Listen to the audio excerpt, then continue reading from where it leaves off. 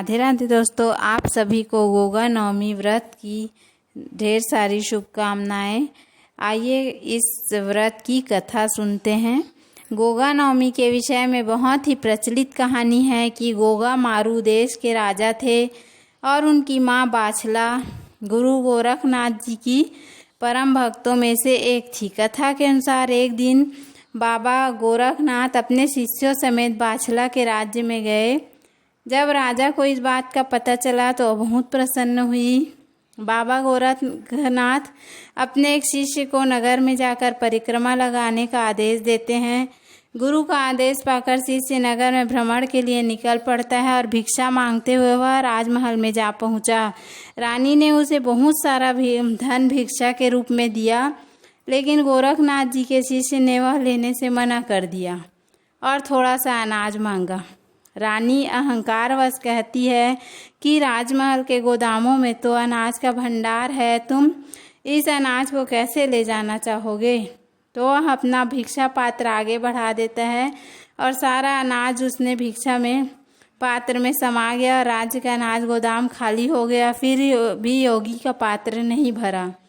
तब रानी गोरखनाथ के शिष्य की शक्ति के सामने नतमस्तक हो गई और उसने क्षमा याचना की, गुहार लगाने लगी और कोई संतान न होने का दुख भी बताती है। भिक्षक ने रानी को अपने गुरु गोरखनाथ से मिलने की सलाह दी और वह कहा कि उनसे ही आपको पुत्र प्राप्ति का वरदान मिल सकता है। यह बात सुनकर रानी अगली सुबह ही जब गुरु गोरखनाथ के आश्रम जाने लगी तभी उसकी बहन काछला वहां पहुंचकर सारी बात जान लेती है और गुरु गोरखनाथ के पास पहले पहुंचकर उससे आशीर्वाद के रूप में 2 फल ग्रहण करती है। उसके बाद रानी जब गोरखनाथ के पास पहुंचती है तो गोरखनाथ जी को कि पहले से ही सारी बात जानते थे उन्होंने रानी को भी प्रसाद के रूप में फल दे दिए और साथ ही ये आशीर्वाद दे दिया कि उसे पुत्र की प्राप्ति होगी, जो कि वीर पुरुष होगा और नागों को वश में करने वाला तथा सिद्धों का शिरोमणि होगा, जिसकी गाथा ये लोग सदियों तक गाएंगे।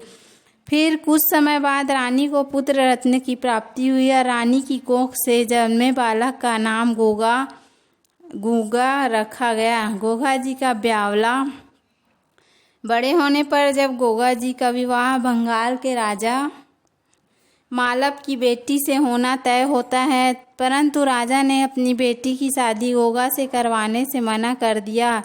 इस बात से दुखी गोगा जी गुरु गोरखनाथ जी के पास जाते हैं और उन्हें सारी बात बताते हैं। बाबा गोरखनाथ ने गोगा जी को दुखी देख उसकी सहायता के लिए वासुकी नाग से राजा की कन्या को विष प्रहार करवाया। कहते हैं राजा के वैद्य उस विष के प्रभाव को कम नहीं कर पाए। तभी वेश बदल कर वासुकी नाग ने राजा से कहा, यदि वह गोगा मंत्र का जाप करेगा तो विष का प्रभाव कम हो जाएगा। राजा गुगमल मंत्र का प्रयोग विष उतारने के लिए करने लगे और देखते ही देखते राजा की बेटी सूर्यल विष के प्रभाव से मुक्त हो गई और राजा अपने कथन के अनुसार अपनी पुत्री का विवाह गुगमल से करवाते हैं। गोगा जी के जयकारे, गोगा जी महाराज की जय, नीले घोड़े वाले की जय, बोलिए गोगा पीर की जय। तो उम्मीद है आपको हमारा वीडियो पसंद आया होगा। यदि हमारा वीडियो पसंद आया तो वीडियो को लाइक करें, चैनल को सब्सक्राइब करें। धन्यवाद। राधे राधे।